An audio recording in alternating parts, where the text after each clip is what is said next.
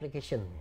KBM application atau KBM app ya, KBM app. Okay. Bisa dilihat di Play Store atau di Google Store ya, benar ya. Berarti penulisnya nggak guru-guru tuh? Bukan. Ada banyak ya, ada dari berbagai macam background pendidikan Saya gitu. kira KBM penulisnya banyak guru-guru. Emang KBM-nya kegiatan belajar mengajar?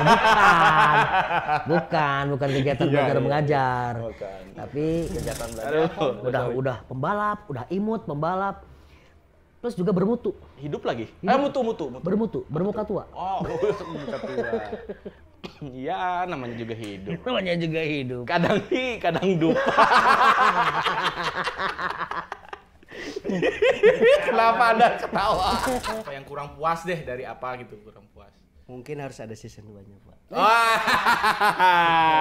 Biar kita ikut lagi. Harus ada season 2. Iya.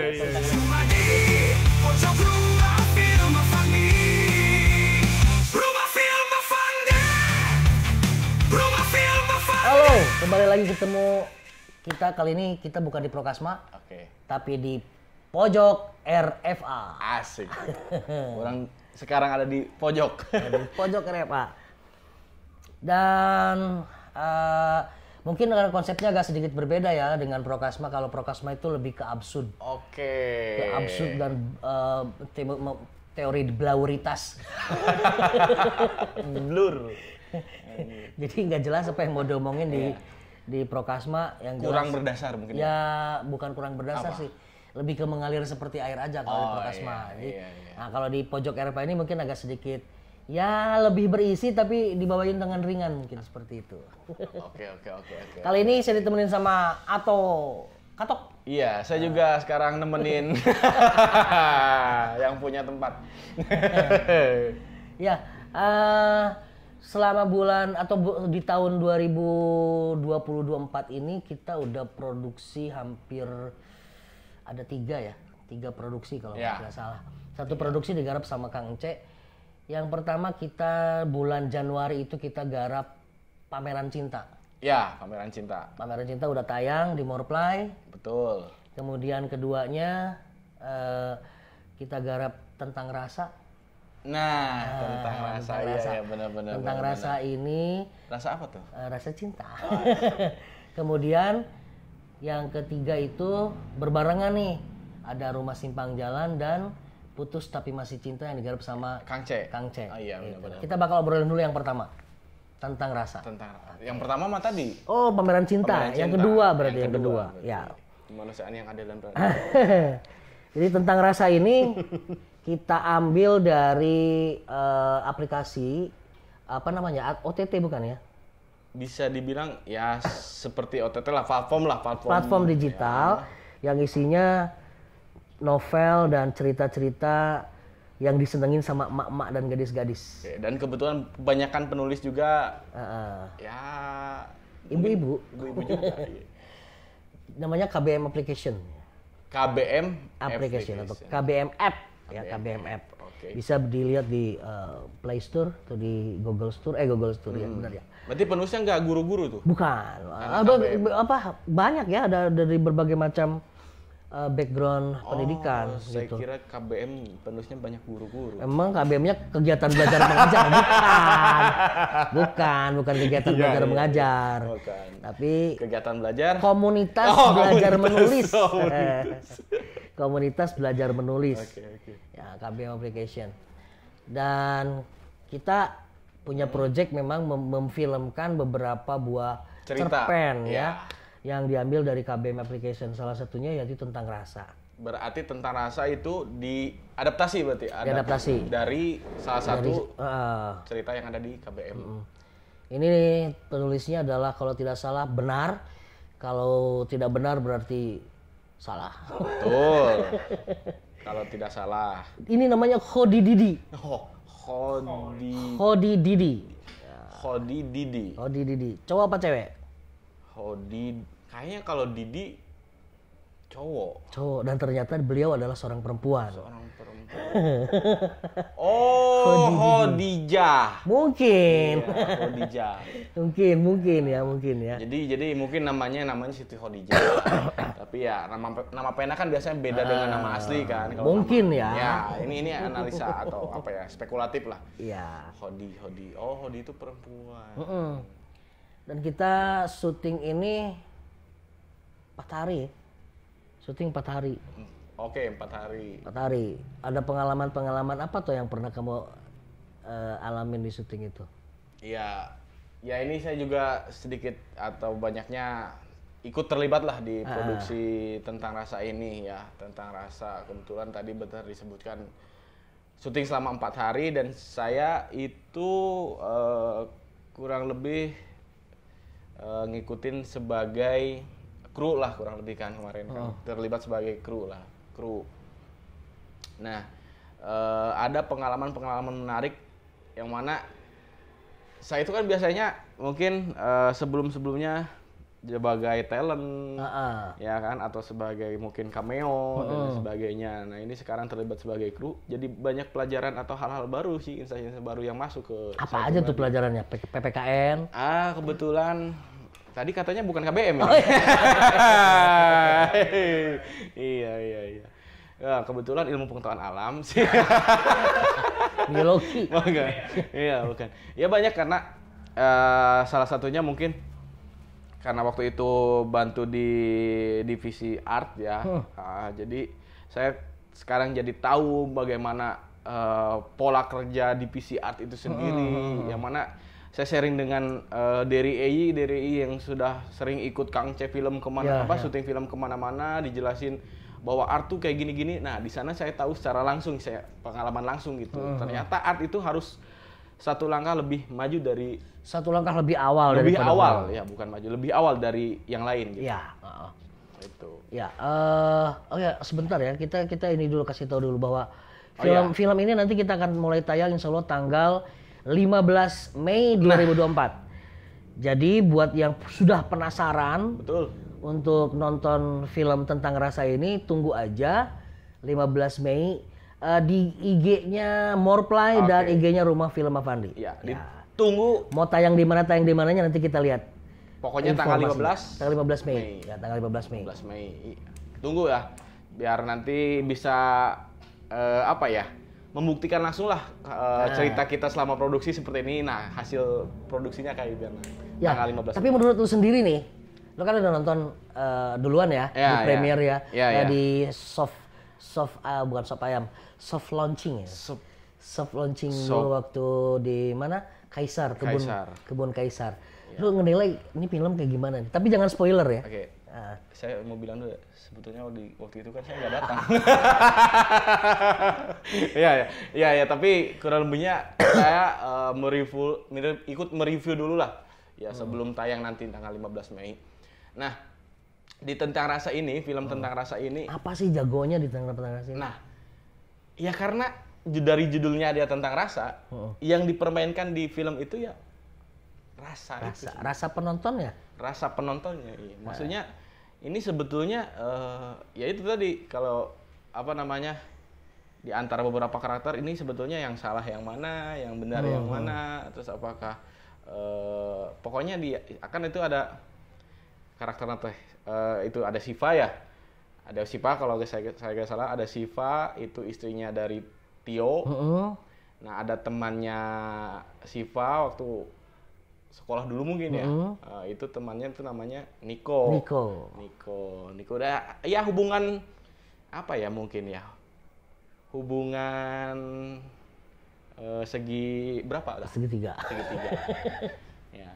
Ya gitulah, hubungan segitiga lah. Ya itu sedikit lah maksudnya.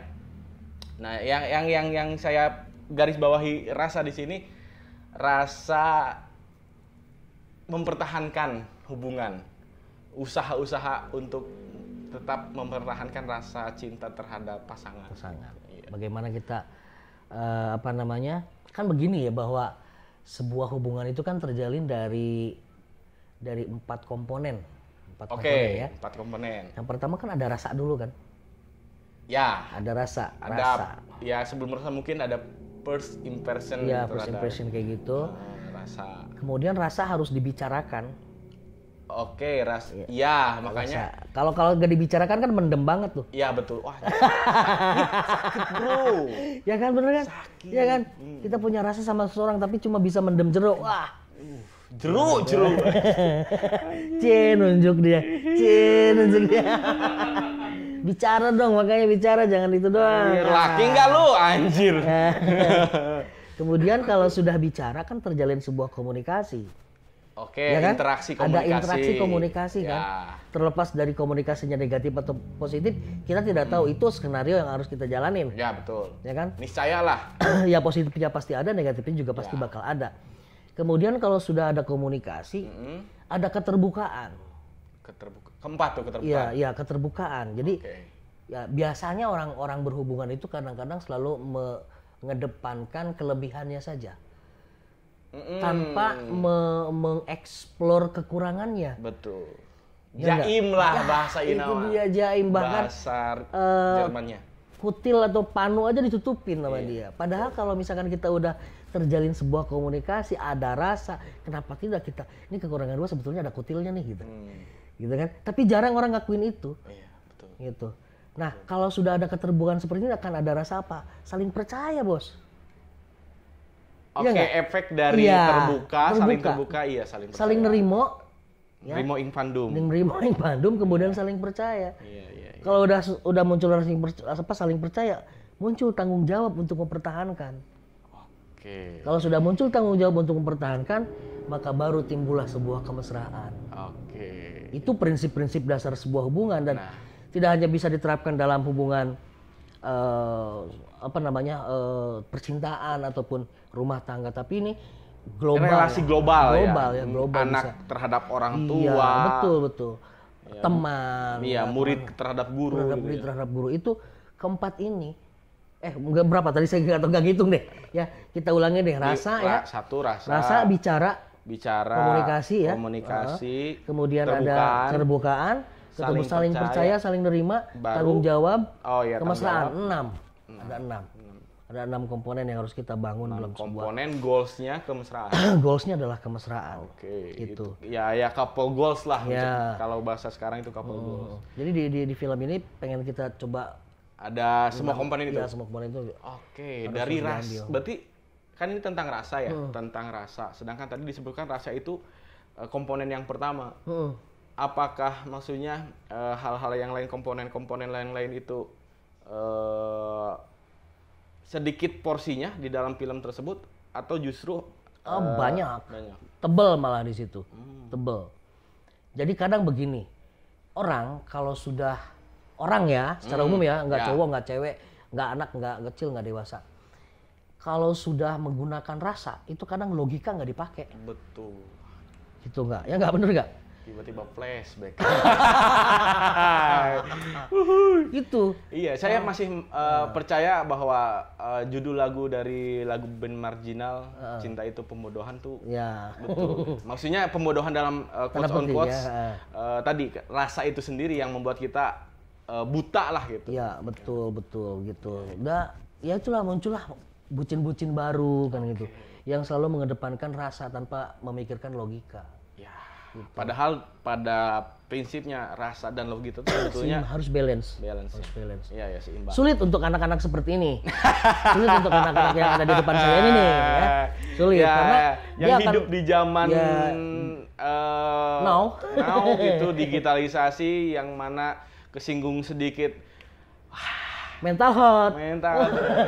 Jadi mereka ini di zaman sekarang tuh lebih banyak rasanya yang tanpa dibarengin dengan logika. Ya, betul.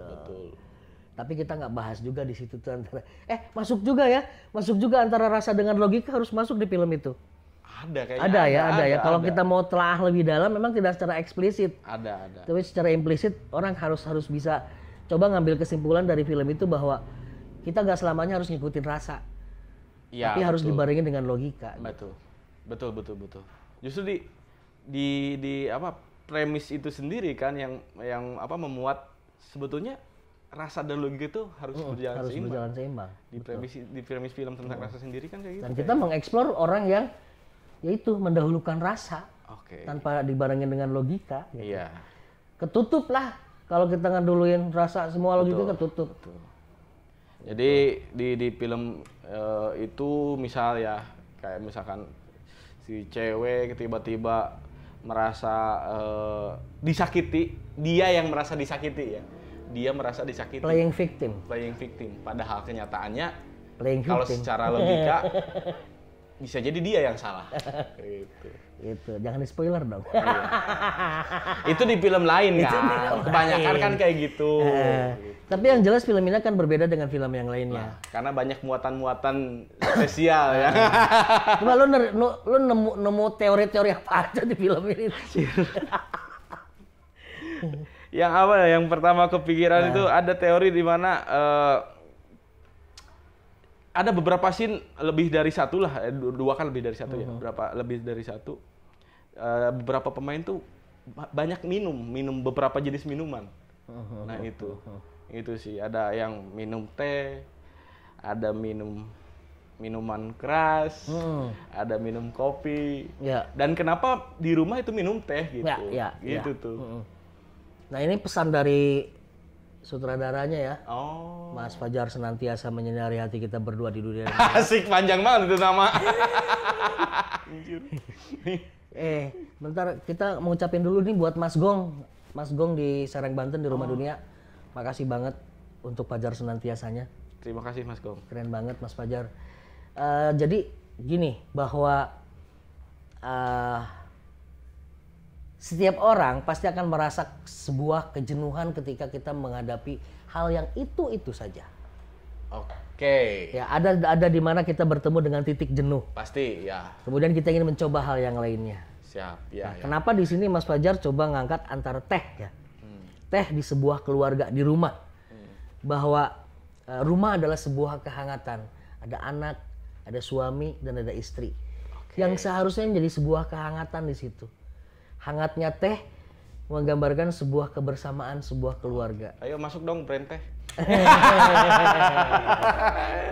Gitu. Nah di situ mungkin ya si tokoh utama Siva ini mengalami satu di mana titik jenuh. Titik jenuh yang sekali-kali gue juga pengen dong minum bir gitu. Oh iya. Sekali-kali gue pengen dong minum kopi. Tapi pada akhirnya bener-bener teh adalah sesuatu yang bisa kembali mengembalikan sesuatu yang hilang tadi. Oh iya. Nah, iya bener. Di awal dia minum teh dan di akhir dia minum teh. Betul. Oke. Dan di tengah-tengahnya ada orang batuk. Iya. Gitu. Ya bener sih. Ya kadang-kadang kita kalau jenuh tuh persetan lah dengan kebiasaan. Disitulah logika berbicara. Rasa berbicara. Rasa. Ngikutin hawa nafsu. Betul. Ya. Ketutup tuh pintu pikiran yang jernih. Ya. Terus apa ya? Pikirannya pertimbangan-pertimbangan yang bersifat logis. Iya betul. Ya, benar salah kan pasti mutlak. Ya. Benar salah mutlak. Kalau baik buruk itu relatif. Betul. Sama halnya dengan cakep dan jelek. Cakep itu mutlak. Kalau cakep itu relatif. Ya, tapi jelek itu pasti mutlak. Ya, iya benar. Makanya ada istilah imut. Betul. Kita mutlak. Ada lagi. Apa tuh? Pembalap. Pemuda. Berbadan. Gelap. Iya betul. Aduh. Udah pembalap, udah imut pembalap. Terus juga bermutu. Mutu. Bermuka tua. Oh, bermuka tua. Iya, namanya juga hidup. Kadang dupa. Kenapa Anda ketawa? Ini jok intern ini. Gue nggak ngerti soalnya. Ya kayak balik lagi tadi soal rasa sih. Memang sih ada brand kan soal rasa nggak pernah bohong sih. Iya betul, soal rasa nggak pernah bohong. Iya. Gitu. Ya apa ya? Rasa itu ditimbulkan dari apa yang di capture oleh indera. Betul. muncullah rasa. Maksudnya gini, kita mengcapture oleh indera suatu hal, di-capture oleh indera, muat dalam pikiran, muncul rasa. Ya, sekarang Indra di mana ya? Indra di mana Indra sekarang? Indra pindah ke dusun kayaknya. Iya, maksudnya alat indra itu kan ada penglihatan, perasa, ngecap ya. Ya, jadi memang kalau berbicara tentang rasa, ya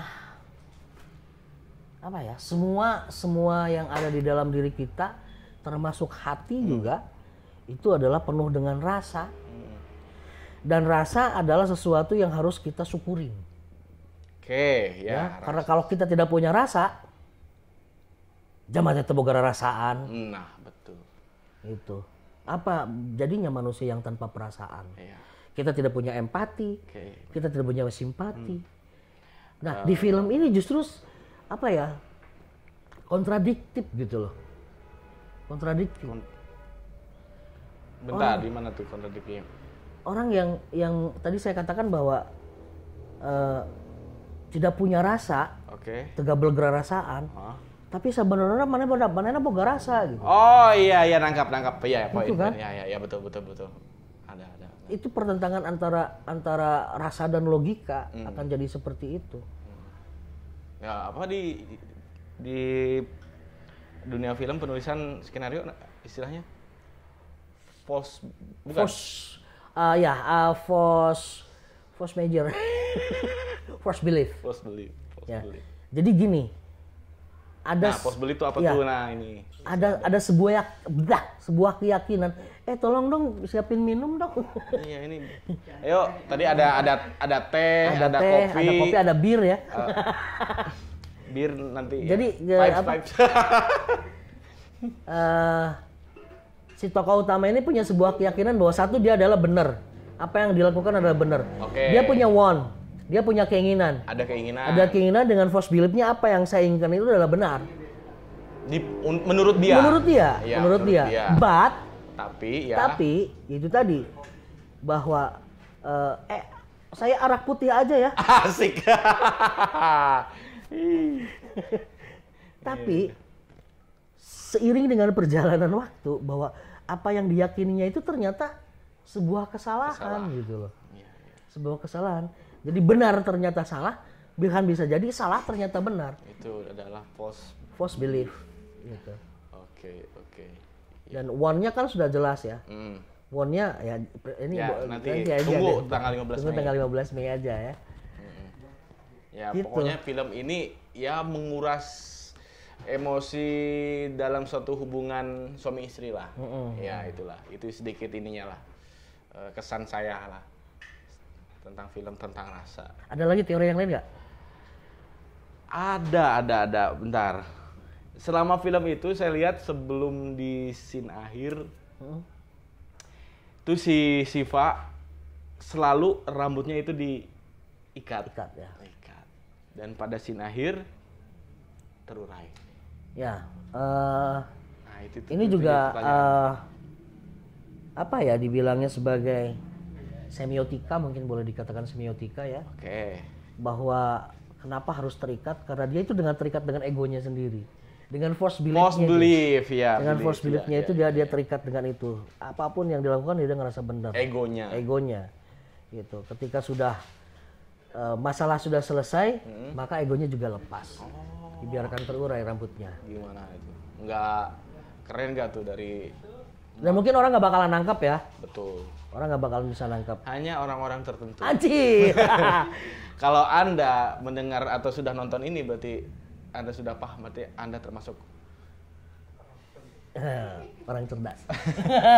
Kalau orang pintar, minum.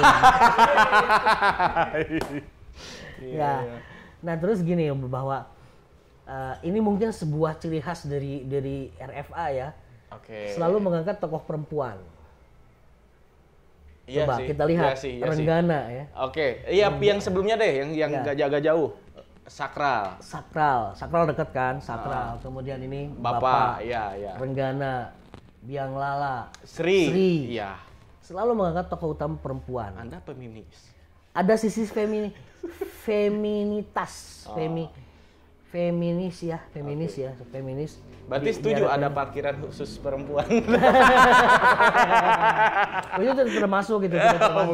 Ya kenapa kita selalu mengangkat karakter perempuan ya, bahwa saya ingin menjelaskan, ya kami di sini ingin menjelaskan ya, atau saya sendiri sebagai penulis skenario ingin menyampaikan bahwa hey, ini perempuan itu sesuatu yang harus kita jaga loh. Oke. Makanya ada istilah Ibu Pertiwi. Nggak ada Bapak Pertiwi.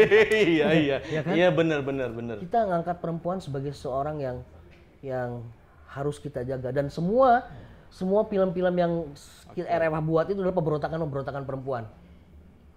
Yang selama ini dianggap bahwa perempuan itu Yanti. Ya, tolong tangannya aja yang masuk. Thank you. Emang Usep ya. Usep. Apa tadi Pemberontakan perempuan, bahwa seorang perempuan yang dianggap oleh laki-laki adalah sebagai makhluk yang lemah, bener nggak? Ya, 80% penilaian laki-laki. Walaupun dia secara dari perkataan dia ternyata saya enggak kok. Tapi pada kenyataannya tindakan dia yang membuat atau menjelaskan bahwa dia tuh menganggap bahwa perempuan adalah hal yang lemah gitu ya. Karena memang kan pendapat umum itu bahwa perempuan adalah inferior. Ya. Sementara yang superior adalah laki-laki. Ya. Seperti dalam agama juga kan ar-rijalu qawwamuna 'alan nisa. Bahwa laki-laki adalah pemimpin dari perempuan. Tapi bukan berarti perempuan itu harus selalu di bawah. Ya kadang-kadang dia juga pengen dong di atas gitu ya. Kadang-kadang dia juga pengen dari pinggir gitu. Perempuan juga tapi perempuan itu anjir. Saya udah nahan loh. Oh iya, nanti tolong pipe masuk ya, karena ini 18 plus 21 plus.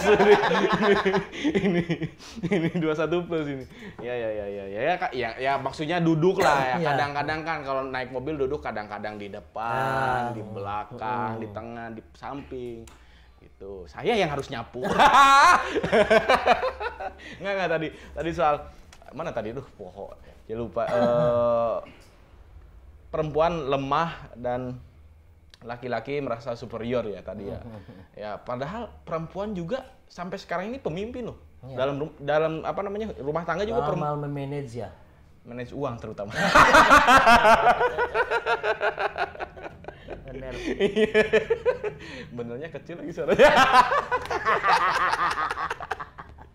Iya. Ya maksudnya ada beberapa hal perempuan juga bisa loh, pantas loh disebut. Nah itu yang saya ingin angkat, bahwa ada sisi superioritas perempuan dalam kehidupan kita yang tidak disadari oleh laki-laki gitu.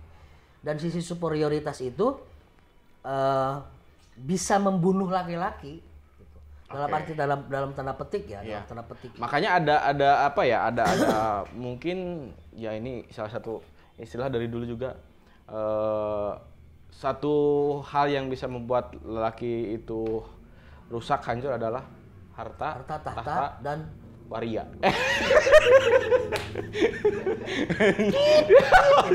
Kreatif ya. Wanita. Ada wanita. Ya. Racun lah, bisa juga satu racun bagi. Itu superiornya perempuan.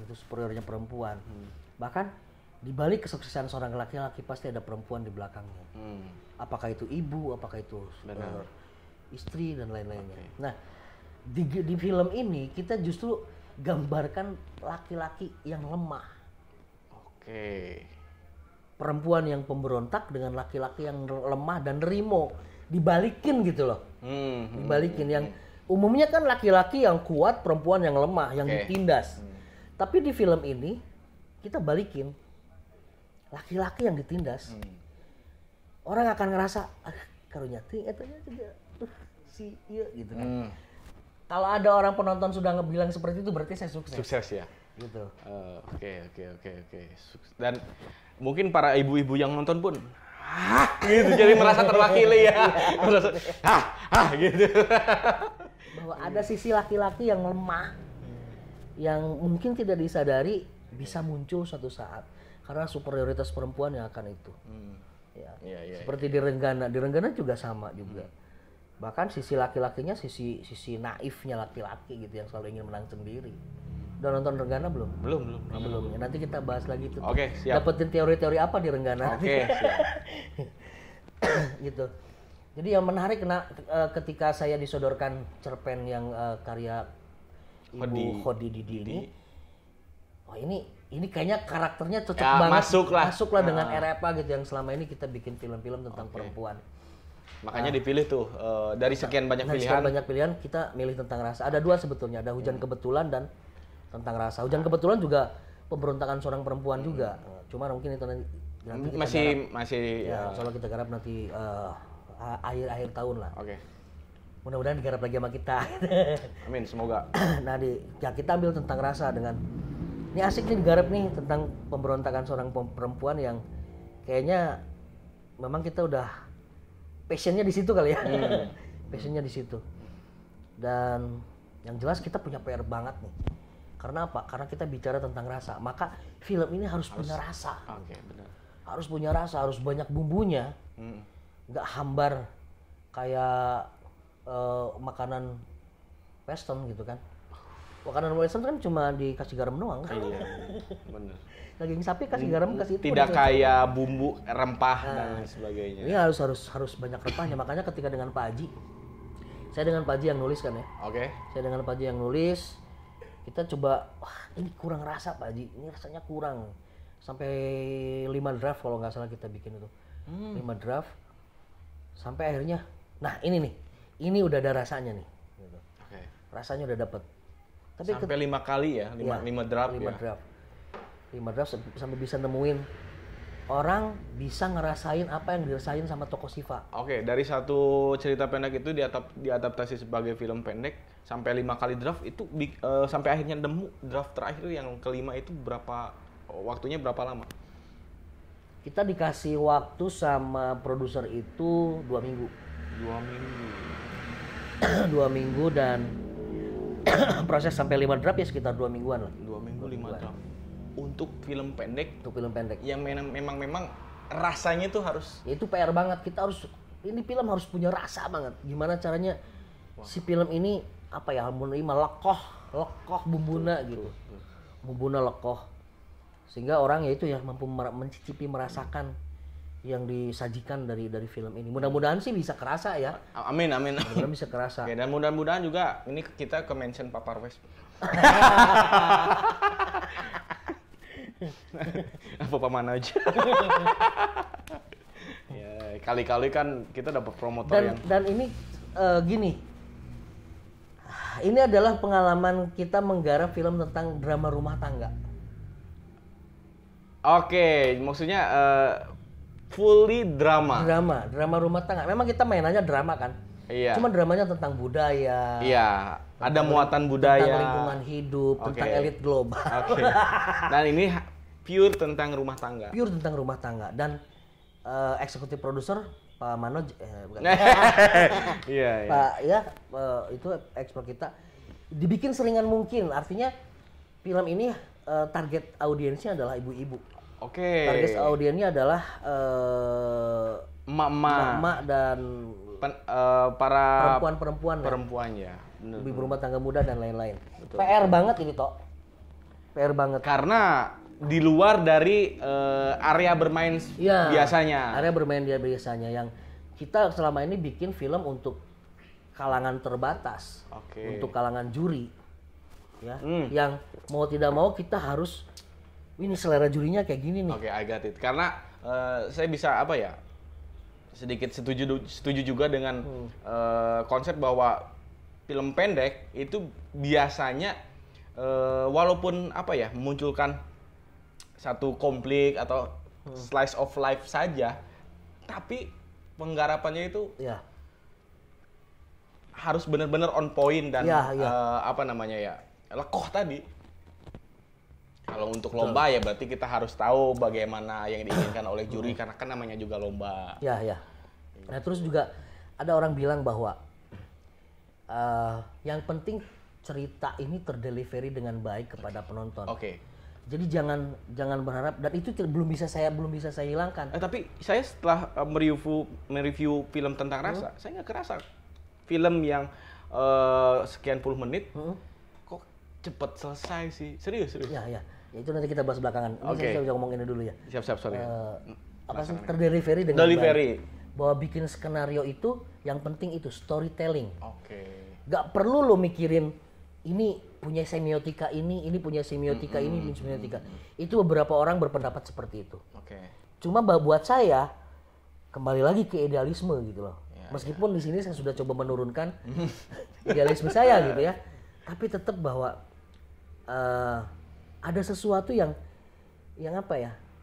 Orang mesti gali. Benar. Mesti gali dari film saya ini. Pesan apa ya? Tidak hanya sekedar menampilkan gambar, tapi ada motivasinya. Gitu. Iya. Kenapa kita ngambil high angle? Kenapa kita ngambil low angle? Oke. Kenapa kita ngambil framing seperti itu? Itu tuh ada alasannya tersendiri. Ya. Saya tidak sepenuhnya menolak pendapat seperti itu yang tadi bahwa yang penting storytelling. Tapi kita ingat bahwa bahasa visual itu adalah bahasa storytelling. Oke. Bahwa storytelling itu bukan hanya dari dialog, bahkan cerita. Ya, bukan dari cerita bahasa verbal secara langsung. Iya. Bahkan di kita itu show don't tell. Benar. Ya, show don't tell atau less dialogue more action. Oke. Kurangi dialog, banyakin aksi gitu. Oke. Ya itu juga bisa diterapin tuh dalam hubungan pacaran tuh ya. Wish. Less dialogue more action. Betul. Karena perempuan itu butuh pembuktian. Nah, itu butuh pembuktian. Iya. Nah, itu jadi ya kita juga pengen masukin idealisme kita meskipun sudah ditahan sedemikian rupa, tapi tetap saya kayaknya masukin ini deh gitu. Kayak teh tadi ya. Iya. Kayak teh tadi bahwa orang mungkin tidak akan paham dengan teh itu, tapi kalau orang mau ya dalam tanda petik mau berpikir nonton 2 kali dan lain-lain ya mungkin bisa berteori gitu. Bisa berteori ya, tetaplah bahwa dengan 27 menit durasi film kemudian dirasa seperti 10 menit. Iya, setuju. Itu saya pikir cerita sudah bisa nyampe. Oke. Cerita sudah bisa nyampe ke penonton. Terlepas dari dia mau nerima pesan saya yang tersembunyi atau tidak, itu nomor sekian. Minimal ceritanya udah nyampe. Gitu sih. Iya, ya dengan berbagai teknik lah ya. Dan saya lihat di film tentang rasa pun tadi setuju, less dialog more action gitu. Maksudnya dari hanya pengambilan gambar saja tanpa dialog pun sebetulnya itu sedang menceritakan sesuatu. Betul. Karena kita bicara bahasa visual. Iya. Kita bisa baca bahasa visual yang tidak harus semuanya diungkapkan dengan dialog. Nah itu, rasa itu kayak itu. Kadang rasa itu ya terpendam gitu, tidak ungkapkan tapi ketahuan bahwa dia sedang merasakan apa. Gitu. Dan PR saya di sini, saya tidak mau tidak ini ya. Bahwa menangis itu tidak harus mengeluarkan air mata. Oke. Bagus nih. Bahwa menangis itu tidak harus teriak-teriak. Wow, kayak gimana, tapi ada kalanya seorang karakter perempuan yang menangis itu hanya bisa sesenggukan atau hanya dengan bergetar, dia menahan kemarahannya bergetar, bahwa marah tidak harus dilakukan dengan teriak-teriak, marah tidak harus dilakukan dengan apa namanya eksplosif kayak gitu. Tapi ada karakter yang ingin coba saya masukkan di sini, ini jenis marah yang kayak gini loh yang saya tawarkan gitu.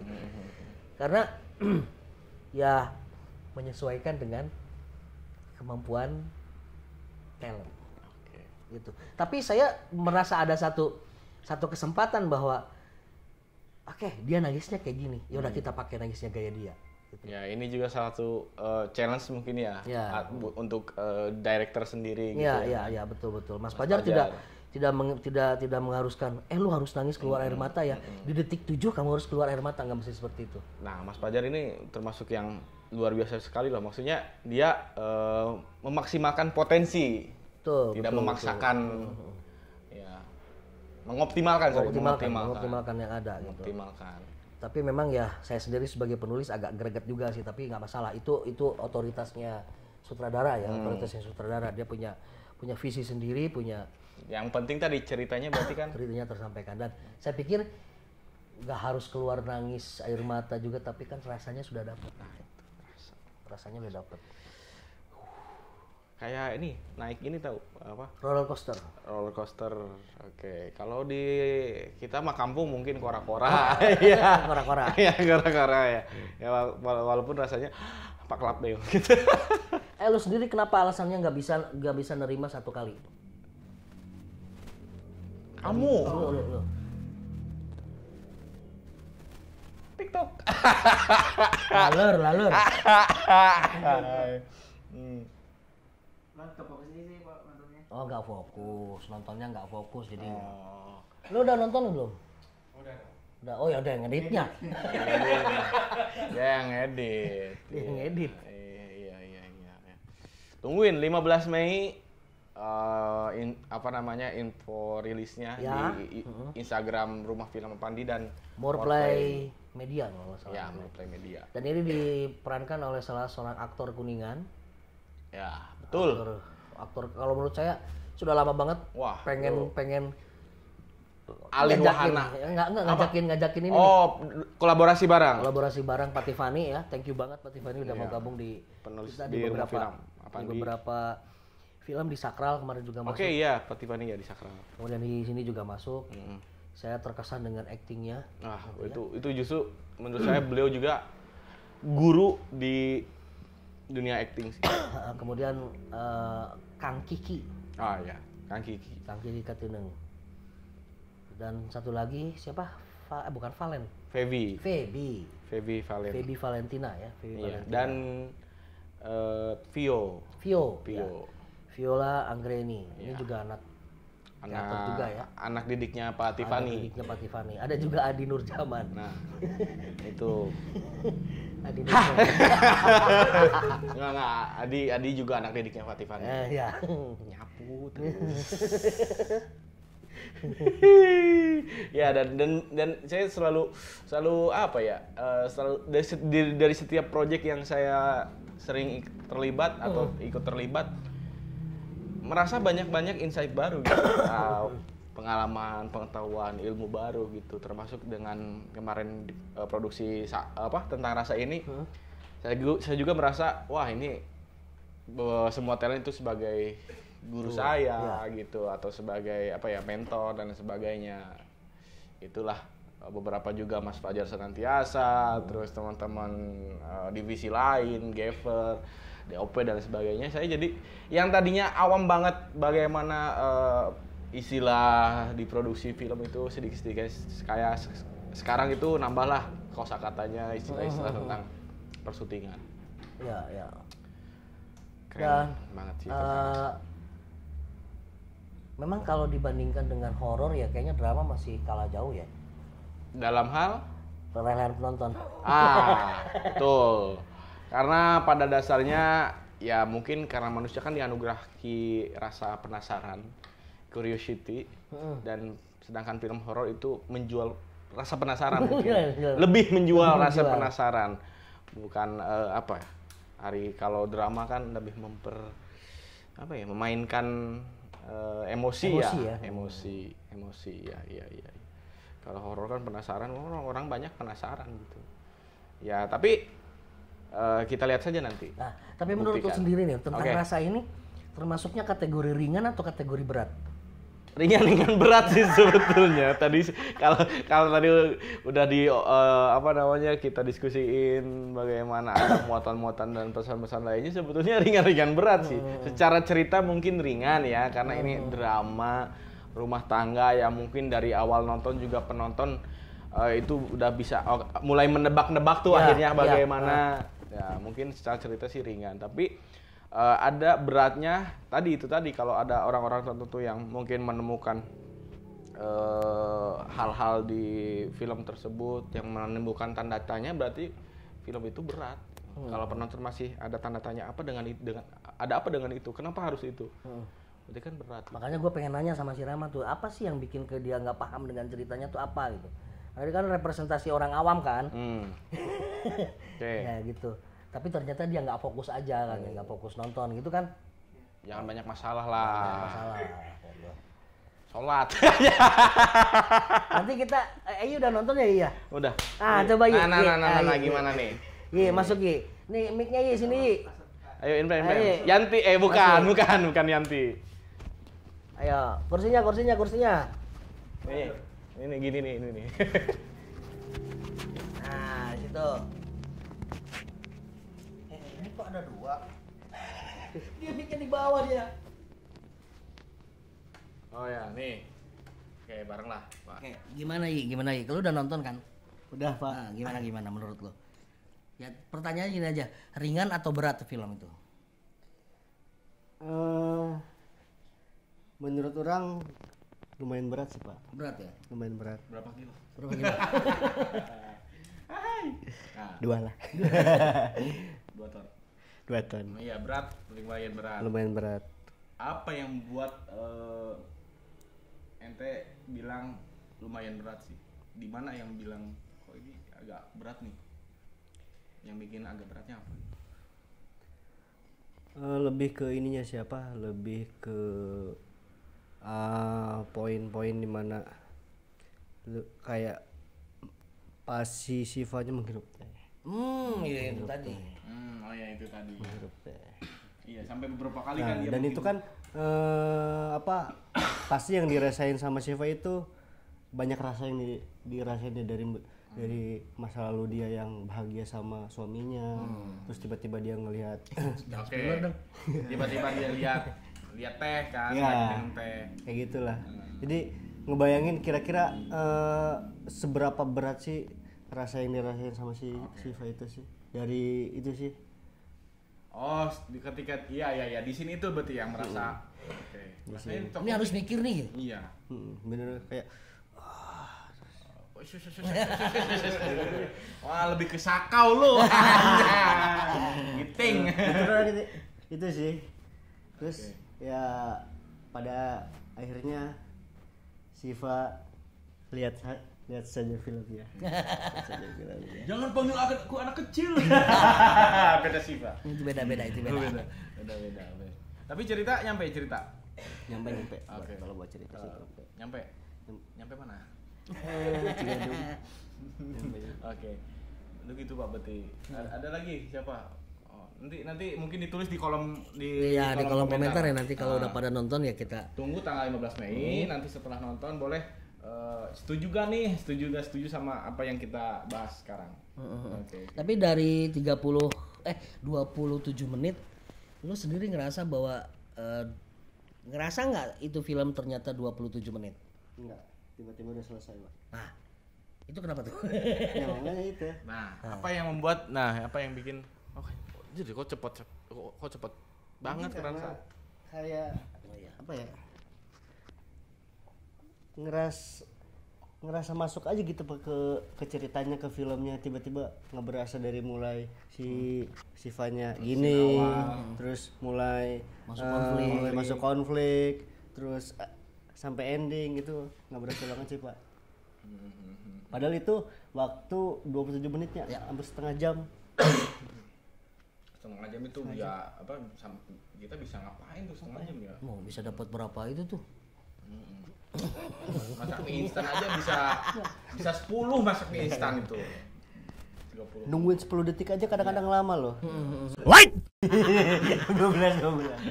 Lama. Lo bisa. Ayo masuk. Wait. Mie instan dari masuk ya. Nah, iya. Berarti itu kita sebagai penonton udah masuk ya into cerita film itu ya. On point. Ya, betul. Oke. Nah, rating deh. Rating. Deh. Rating. Jangan berapa? Jangan 11 dari 100. Aduh. Masa 11 dari 100? 1 dong. Ratingnya. Rating sampai 5 aja deh. 0 sampai 5 deh. 1 sampai 10. Oke, 1 sampai 10. Untuk orang 8. Oke. 8 keren banget. 8 itu keren banget. Nah, berarti ada nyaris sempurna. Nah, apa yang membuat atau apa yang perlu diimprove lagi lah mungkin atau apa ya yang belum nyampe tuh dari tadi kan 8 hampir 10 tuh. Kira-kira apa yang kurang puas deh dari apa gitu kurang puas. Mungkin harus ada season 2-nya, Pak. Biar kita ikut lagi. Harus ada season 2. Iya. Season 2 berarti tinggal Kiki Katineng dong ya. Oh ya VOP Kiki Ya berarti. VOP Kiki sekarang. VOP Niko. Ya nanti masing-masing diambil VOP-nya. Halo Pak Expro. Iya. Tolong nonton ya Pak Expro. Season 2 tentang rasa. Masa layangan putus aja. Iya. Tentang rasa.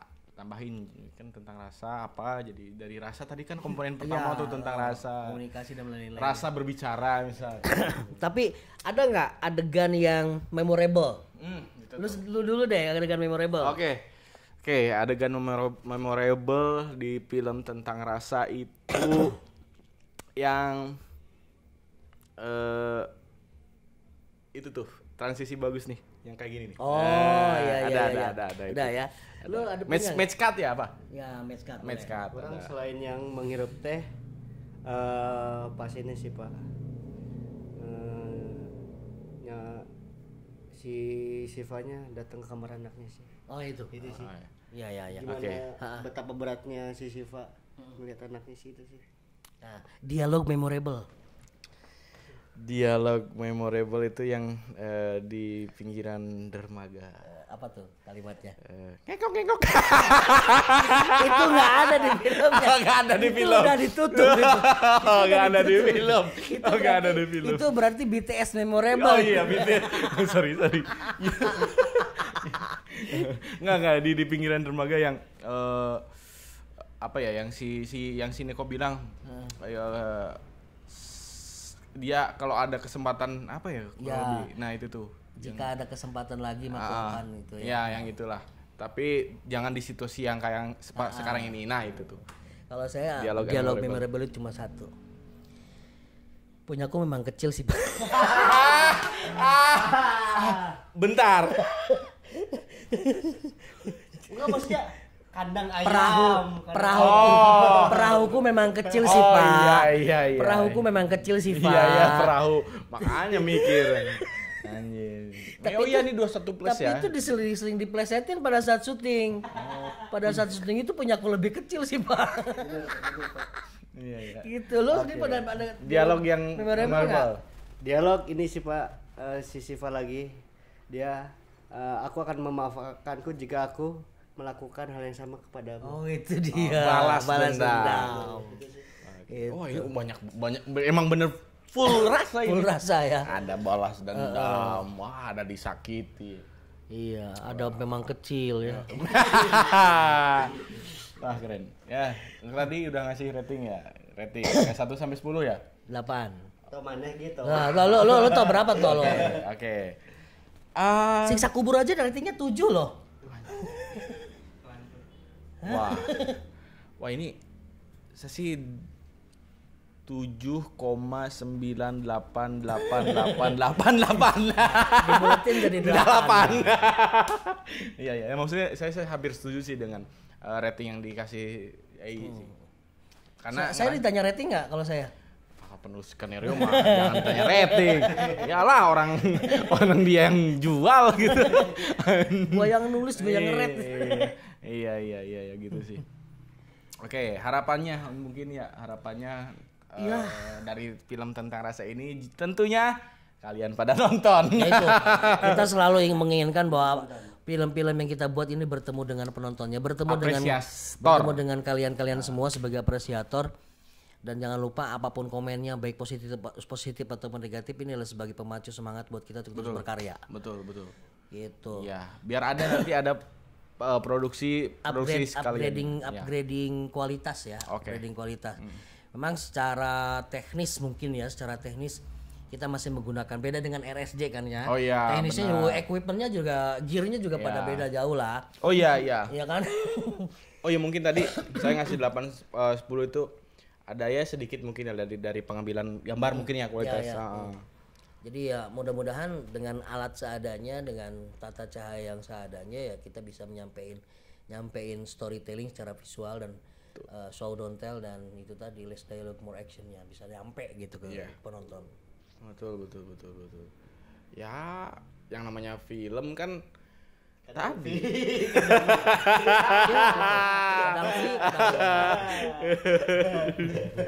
Enggak maksudnya ya film kan kalau pengen disebut film ya harus ada penontonnya dong. Betul.